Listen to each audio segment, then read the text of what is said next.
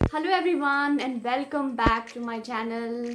Students, बहुत सारे students के आर्ट इंटीग्रेटेड प्रोजेक्ट सबमिट हो चुके हैं और काफ़ी सारे स्टूडेंट्स ऐसे हैं जो अभी भी कंफ्यूज हैं। उनको अभी भी समझ में नहीं आ रहा कि उनके टीचर ने बोला है कि किसी भी स्टेट को रिलेट करके दिखाओ उनके सब्जेक्ट से। तो वो अभी भी कंफ्यूज हैं कि हम अपने सब्जेक्ट से, जैसे मान लो किसी को मिला है तेलंगाना और हरियाणा के बच्चों को मिला है तेलंगाना, तो वो अभी भी कंफ्यूज है कि तेलंगाना स्टेट को हम मैथ से या साइंस से, हिंदी से कैसे रिलेट करके दिखाएं, क्योंकि उनकी मैम ने उन्हें कुछ बताया नहीं है। तो आज की वीडियो में हम बात करेंगे कि कैसे हमें अपने प्रोजेक्ट को, अपनी गिवन स्टेट को, अपनी पार्टनर स्टेट को अपने सब्जेक्ट से रिलेट करना है। तो बात करते हैं सबसे पहले हिंदी की। हिंदी सब्जेक्ट से हमें रिलेट करना है। फॉर एग्जाम्पल, तेलंगाना को हिंदी सब्जेक्ट से कैसे रिलेट करेंगे। देखिए, अगर बहुत छोटी क्लास है, क्योंकि ये आर्ट इंटीग्रेटेड प्रोजेक्ट मिला है फर्स्ट क्लास से लेकर +2 तक, यानी कि 12th तक क्लास तक ये प्रोजेक्ट मिला है सभी को बनाने के लिए CBSE की तरफ से। तो अगर हिंदी का प्रोजेक्ट है और छोटी क्लास है, तो आप छोटी क्लास के लिए, ये पेरेंट्स के लिए है कि आप उन्हें कैसे गाइड कर सकते हैं कि हिंदी से, अगर हिंदी है तो कुछ ऐसे शब्द ढूंढ लें जैसे कि क्रिया शब्द है। और अगर मान लीजिए उसे मणिपुर से रिलेट करना है, तो मणिपुरी में उन क्रिया शब्द को मणिपुरी भाषा में क्या बोला जाता है तो वो लिखवा दीजिए। तो ये क्रिया का चैप्टर रिलेट हो गया मणिपुर से। तो इसी तरीके से अगर थोड़ा सा, अगर हम ऊपर की तरफ जाएं, यानी कि क्लास अगर थोड़ी बढ़ा दें, बड़ी क्लास हो जाए, तो ऐसे ही हम मणिपुरी में एक पूरी पोयम लिख सकते हैं और उस पोयम को फिर उससे हिंदी में ट्रांसलेट करके लिखें और फिर बताएं उसमें कौन कौन से अलंकार यूज हुए हैं, क्योंकि अलंकार का चैप्टर होता है बड़ी क्लासेस में। तो आप ऐसे भी रिलेट कर सकते हैं। कुछ स्टूडेंट्स को टीचर्स ने बताया ही है कि उन्हें हिंदी में लिखना क्या है, कैसे, तो उनके लिए तो बहुत ही ईजी हो जाएगा। लेकिन जिन्हें अभी गाइडेंस नहीं मिली है उनके लिए मैं बता दूं, नेक्स्ट सब्जेक्ट है हमारा। अच्छा, अगर हम और बड़ी क्लास की तरफ जाएं तो हम बात कर सकते हैं लिटरेचर की, हिंदी साहित्य की। हिंदी साहित्य कैसा है, कौन से कवि हुए हैं, कौन से लेखक हुए हैं, हम ये भी बता सकते हैं हिंदी में। और उनकी कौन कौन सी रचनाएं हैं फेमस, वो भी बता सकते हैं। और अगर मान लीजिए हमारे पास चैप्टर है प्रेमचंद का, तो हम प्रेमचंद के चैप्टर को, जैसे अभी एक स्टूडेंट ने बोला था कि दो बैलों की कथा है, ऐसा एक चैप्टर है, उसे कैसे रिलेट करना है, या कोई और चैप्टर है।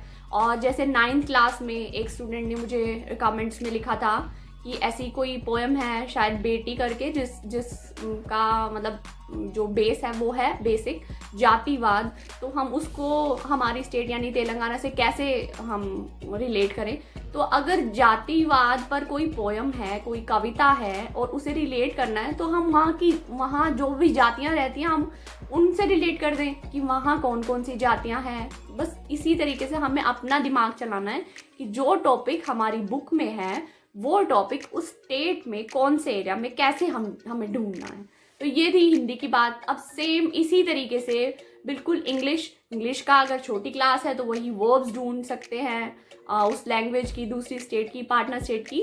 और लिटरेचर बता सकते हैं, वहाँ के पोएट्स बता सकते हैं, ऑथर्स बता सकते हैं, उनकी लिखी हुई बुक्स बता सकते हैं। और कोई, अगर आपकी इंग्लिश की बुक में कोई चैप्टर है, कोई पोएम है, तो उसे रिलेट कर सकते हैं हम वहाँ की। अगर मान लीजिए कोई पोएम है किसी मौसम पर, बादलों पर, बारिश पर, तो वहाँ की क्लाइमेटिक कंडीशंस को हम उस पोएम से जोड़ सकते हैं। तो ये हो गया इंग्लिश का। अब बात करते हैं मैथ्स की।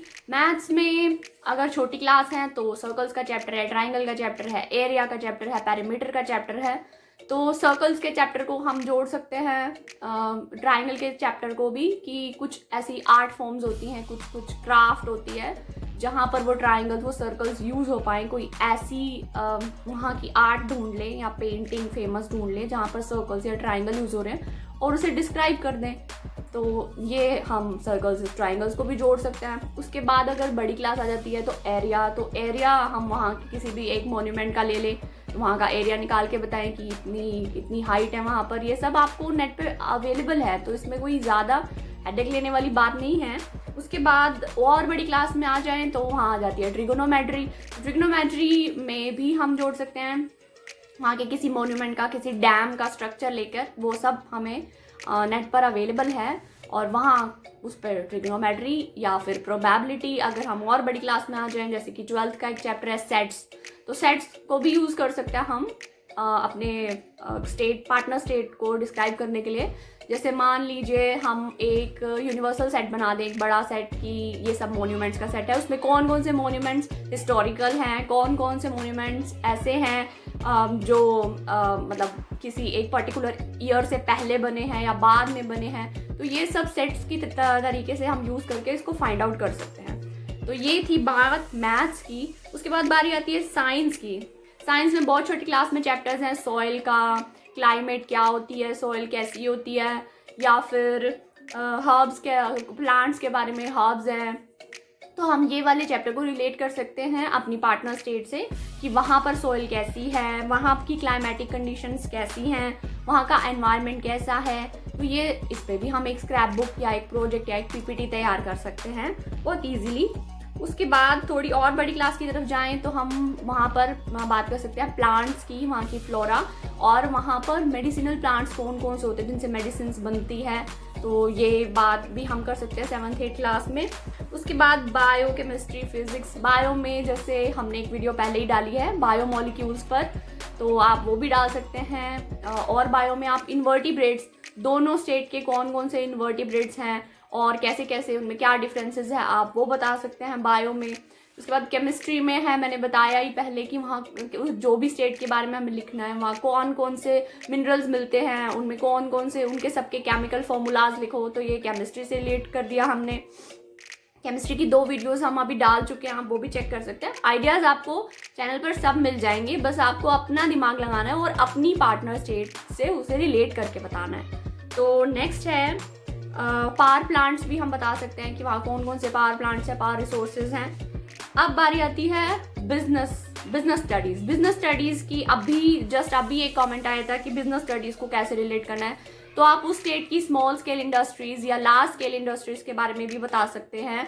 आप बता सकते हैं कि वहाँ की जो मेजर इंडस्ट्रीज़ हैं, जैसे कि अगर देखें तेलंगाना की, तो वहाँ की मेजर इंडस्ट्रीज़ क्या है। हैदराबाद आईटी हब बन गया है। हरियाणा और तेलंगाना को रेट करें तो गुड़गांव यानी गुरुग्राम, वो भी आईटी हब है। तो हम बात कर सकते हैं आईटी इंडस्ट्री की पूरी डिटेल, और या फिर ऑटोमोबाइल इंडस्ट्री की, तो वो भी तो आप देख लीजिए आपकी पार्टनर स्टेट की जो भी small scale, large scale industries कैसी हैं, मेजर इंडस्ट्रीज़ कौन कौन सी हैं। कुछ इंडस्ट्रीज़ के आप नाम लिख सकते हैं, उनके बारे में बता सकते हैं।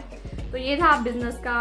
अब ये इंडस्ट्रीज़ वाला चैप्टर ही या छोटी क्लास की इकोनॉमिक्स में भी यूज़ हो सकता है, और अगर क्लास थोड़ी और बड़ी है तो इकोनॉमिक्स में हम जीडीपी के बारे में बात कर सकते हैं। मेनली इकोनॉमिक्स में सभी बच्चों को इकोनॉमिक्स में जीडीपी के बारे में ही बताना मिला है। तो ये सारे सब्जेक्ट्स मैंने आपको बता दिया। और सबसे वास्ट जो एरिया है वो कवर किया है एसएसटी ने, यानी सोशल स्टडीज़ ने।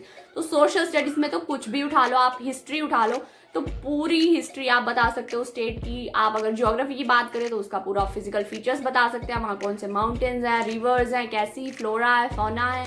तो ये सारा मैंने अपलोड किया ही हुआ है, तो आपको मिल ही जाएगा। किसी स्टेट का अगर आपको कुछ ऐसी चीज़ें हैं जो आपको मिल नहीं रही हैं, आपको सर्च नहीं करनी आ रही हैं, तो आप वो मुझे बताएं। और हाँ, आप मुझे मेल करते हैं तो प्लीज़ अपना स्टोरेज भी चेक कर लीजिए, क्योंकि मैं आपको पीडीएफ सेंड करती हूँ आपके रिक्वेस्ट पर, तो वो आपके पास पहुँची नहीं है, तो समझ जाइए कि आपकी स्टोरेज फुल है या कोई प्रॉब्लम है, सर्वर प्रॉब्लम की वजह से वो आपके पास नहीं पहुँचे। तो आप मुझे दोबारा से मेल भी कर सकते हैं। तो मतलब पर डे मेरे पास 100 to 150 मेल्स आते हैं पीडीएफ के लिए, और मैं पीडीएफ पूरी कोशिश करती हूँ कि सभी को दे पाऊँ जिसको जो भी टॉपिक चाहिए। पर प्लीज़ मैं सिर्फ रो डाटा यानी कि कंटेंट आपको प्रोवाइड कर रही हूँ, आपको उसे यूज़ करना है, अपनी आर्ट दिखाकर, अपना दिमाग लगाकर उसे यूज़ करें, डिट्टो उसे टेपना नहीं है, ठीक है। तो कोई भी डाउट होगा आपको तो आप फिर से मुझे मेल करिए, कमेंट्स में बताइए, तो रिप्लाई करने का तो मैं पूरा ट्राई करूँगी। तो बनाइए अपना project. Good luck and bye bye, take care.